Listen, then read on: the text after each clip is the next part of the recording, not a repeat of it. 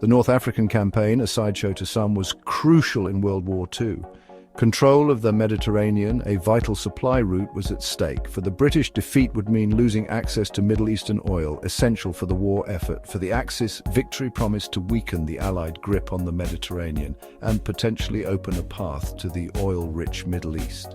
The vast, unforgiving deserts of North Africa became a battleground for these competing ambitions. The campaign witnessed a seesaw of advances and retreats, with both sides vying for the upper hand. The arrival of General Erwin Rommel, the Desert Fox, in early 1941 changed the course of the war in North Africa.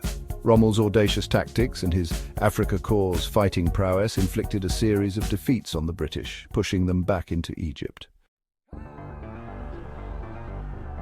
The Battle of Gazala in June 1942 marked a turning point. Rommel's victory shattered the British defences in Libya, forcing them into a desperate retreat towards Egypt. Tobruk, a key port city, fell once more to the Axis powers. The fall of Tobruk was a bitter blow to British morale and a strategic setback. With Rommel's forces in hot pursuit, the British Eighth Army under the command of General Claude Auchinleck fell back to the Egyptian border and the small coastal town of Mersa Matruh. Mersa Matruh, with its ancient harbour and strategic location, became the next flashpoint in the Desert War. The British, with their backs to the wall, prepared for a desperate stand.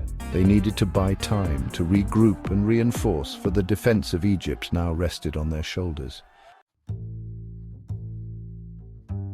Auchinleck, aware of Rommel's penchant for encirclement, devised a defensive strategy vastly different from the static formations that had proven disastrous at Gazala. He planned a mobile defence, intending to lure Rommel's forces into traps and inflict heavy casualties.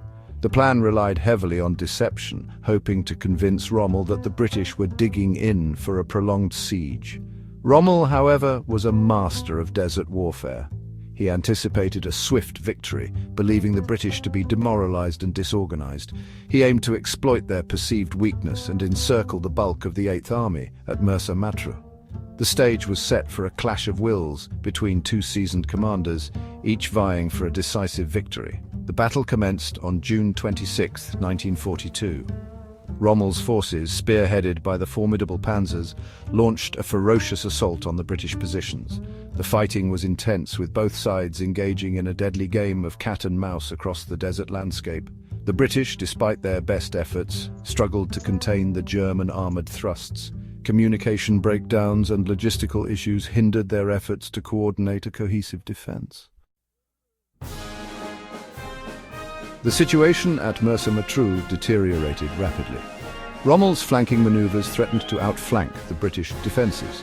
Auchinleck, recognizing the perilous position, ordered a fighting retreat towards El Alamein, a more defensible position further east. The retreat, however, proved to be a harrowing ordeal.